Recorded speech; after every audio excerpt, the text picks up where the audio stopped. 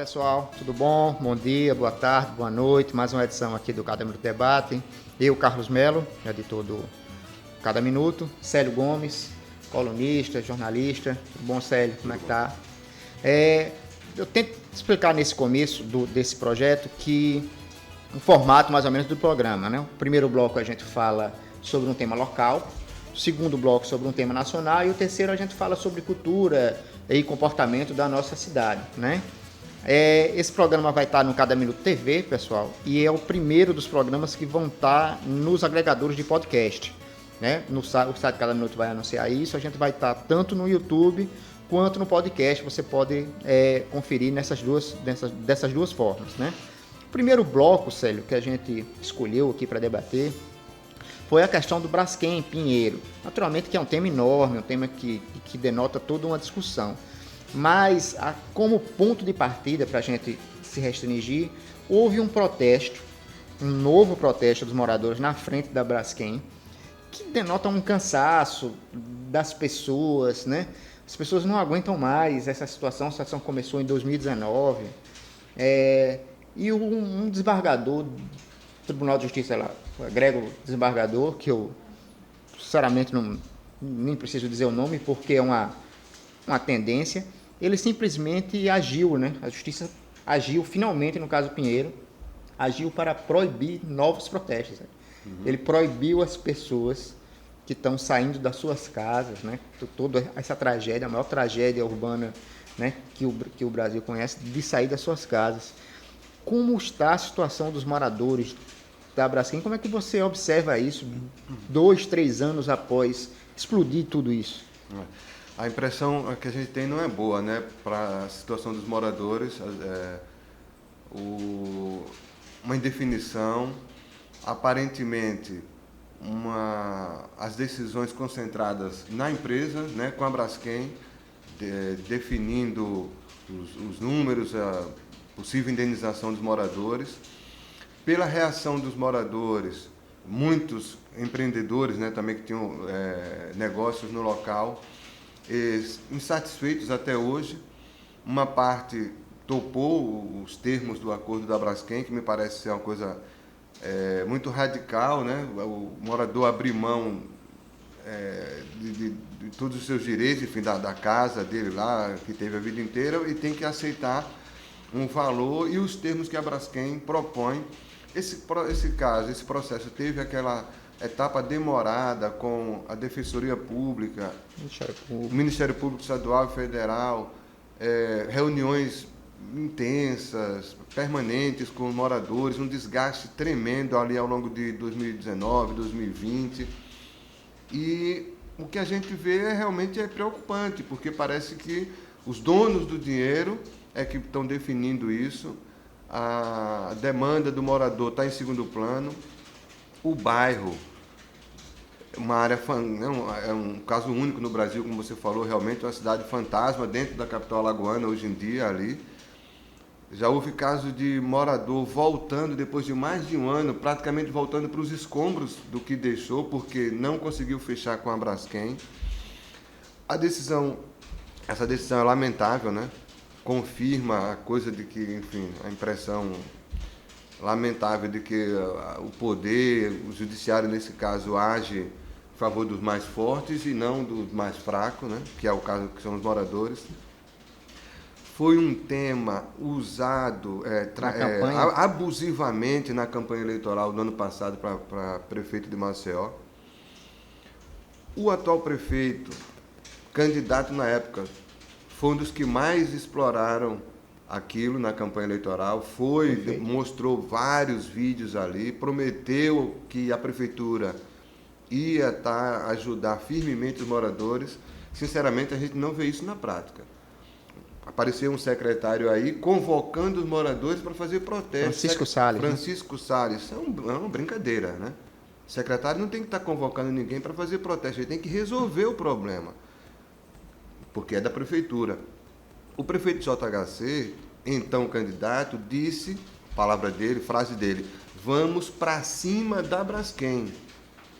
Até agora isso não aconteceu. A Braskem está nadando de braçada, como se diz, tocando esse negócio do jeito que quer, eu diria, de maneira obscura, apesar de muita propaganda que tem, mas sempre com um lado colorido, né, para cima. Institucional, né? Institucional, como se estivesse fazendo tudo certo. Não é a realidade dos moradores. O Alexandre Sampaio, que é presidente de uma das entidades de comerciantes do Pinheiro, tem dado entrevista, tem se manifestado de maneira muito clara, pertinente, aponta diversas falhas aí nessa negociação da Braskem, pede o socorro das autoridades que se omitem desde o princípio. Apareceram ali da maneira mais leve possível para não se comprometer. Na verdade, esse tema que a gente parece que assusta as três esferas governamentais, município, Estado e União, estão devendo muito nesse caso do Pinheiro. Estão devendo. Fizeram muita fotografia, deram muita declaração, mas na prática os moradores parecem que estão abandonados, a Deus dará, sob a sorte deles está nas mãos da Braskem. Eu fico olhando dois aspectos. Primeiro, o olhar do morador. Fica muito difícil ele não aceitar o que é proposto pela Braskem, porque ele está, como você falou, sozinho. Nenhum das três esferas públicas abraçou o morador da Braskem. Alguns deles conseguiram se juntar em iniciativas associativas, SOS Pinheiro e tudo mais, mas isso é muito pouco. Isso. Eles precisam de um alento do poder público, do Ministério Público, que fez uma propaganda enorme do acordo, da Defensoria, de todos eles. E parece que no Judiciário eles não encontram também uma entre aspas, uma guarita. Pelo contrário, o processo não é transparente, a gente não sabe os valores, variam muito de um lado, de um para outro. Como é que fica o morador, né? A especulação imobiliária, que faz com que os valores em outros lugares que sem ser o Pinheiro aumentem muito. É uma característica triste do capitalismo, é isso, tem muita gente procurando, você naturalmente aumenta, né, os lugares. Então, como não aceitar, né? E o segundo aspecto, Sérgio, que eu acho importante, será que aquela tragédia ela vai ficar restrita ali? Porque já há, por exemplo, um decréscimo dos valores venais de imóveis até ali próximo à Praça Centenário. Uhum. Gente que o imóvel valia uma coisa, hoje você não quer comprar. Não há uma certeza, vieram todos aqueles estudiosos e tudo, geólogos e outros ólogos mais, para tentar a gente ter qual o alcance da tragédia, mas a gente não sabe, parece que, como você falou, as três esferas elas não querem se envolver no problema. É verdade, eu acho que uma coisa que a gente... eu acredito e acho que é necessário, houve muitas críticas durante o período intenso ali daquelas reuniões, Defensoria, Ministério Público e tal, mas acho que esses órgãos, essas entidades são essenciais nesse processo, eles precisam realmente não abandonar essa causa. Então eu exalto aqui o trabalho, o papel importantíssimo dessas entidades, Ministério Público, Defensoria Pública, estadual e federal. Eles são importantíssimos, é o caminho que o cidadão tem, que teoricamente a esfera democraticamente dá acesso a todos, então a Defensoria não pode deixar esse assunto de lado, e o Ministério Público também precisam, sim, fazer o que o prefeito, quando era candidato, disse que ia fazer, para cima da Braskem. Eles são culpados, a Braskem provocou essa situação, ninguém foi punido, inclusive. Isso é um crime ambiental gravíssimo, que afeta não só a parte, né, o solo, a geografia, o ambiente, mas a vida de milhares de pessoas. Não há punição sobre isso, né? É um crime ambiental, precisa ser, além de... Para além das indenizações. Para além das indenizações, que é urgente, que é o principal, que tem que atender às pessoas, aos moradores que perderam suas casas de décadas que estavam ali, não importa quanto tempo. Também saber uma discussão de responsabilidade, ninguém vai ser responsabilizado por isso. A Braskem, porque é uma potência, financia campanhas, isso e aquilo, todo canto, não se vai cobrar, né? Eles precisam responder por essa tragédia ambiental. O tema, a gente vai voltar certamente a esse assunto, né? Ele tem vários aspectos e tal. O que eu queria aqui deixar bem claro é uma cobrança muito enfática em cima desses órgãos, Ministério Público, Defensoria e o Judiciário, na sequência, e os poderes e o Poder Executivo nas 3 esferas que até agora praticamente não fizeram nada nesse caso, nada. O Estado, o município e a União praticamente não fizeram nada nessa situação. Até assim, fazendo um certo exagero, naturalmente que eu vou fazer um exagero, mas o Brasil é um país, assim, engraçado, eu digo engraçado, uma figura de linguagem, naturalmente. Porque a mulher que roubou lá a lata de leite ninho, Isso, ela foi sim, presa, né? E nesse caso, nem se fala em prisão. Por que prisão, né? Exatamente. Então, pois não está se falando... Aí fala-se um valor imenso que a prefeitura vai ganhar, mas o que é que vai ser revertido em relação aos moradores? Exatamente. Né? Porque eu não vi nenhum conjunto residencial, nenhuma área da cidade que foi separada para que esses moradores... O poder público precisa dizer o que vai acontecer com toda aquela área. Criatividade, né? Foi entregue a Braskem, é ela que vai decidir o que vai acontecer com a cidade, com a área de Maceió.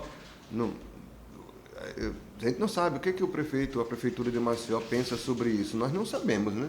Não, porque não sabe. eles fazem uma propaganda aqui, uma declaração genérica que não afirma nada e parece que estão enrolando na verdade.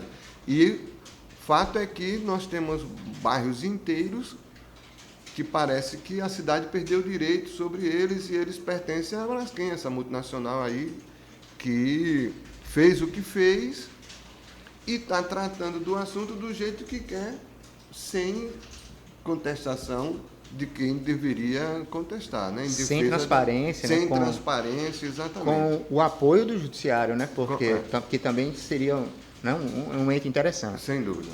Então é isso, é como o Sérgio falou, depois voltaremos a falar sobre esses aspectos. Maceió nunca mais será a mesma após isso. Alagoas nunca mais será o mesmo. Um dos maiores desastres ambientais do país, né? Da América Latina como um todo. E aí a gente vai voltar sobre várias nuances. A gente não pode deixar de enfocar esse assunto e as responsabilidades, né, de quem. Sem dúvida. Então daqui a pouco, pessoal, a gente volta no segundo bloco. Agradecer a vocês e, como eu falei no preâmbulo do programa, estaremos no YouTube, Cada Minuto TV, no portal, né, www.cadaminuto.com.br, e a partir do final dessa semana estaremos também nos streams de podcast. Viu? Obrigado.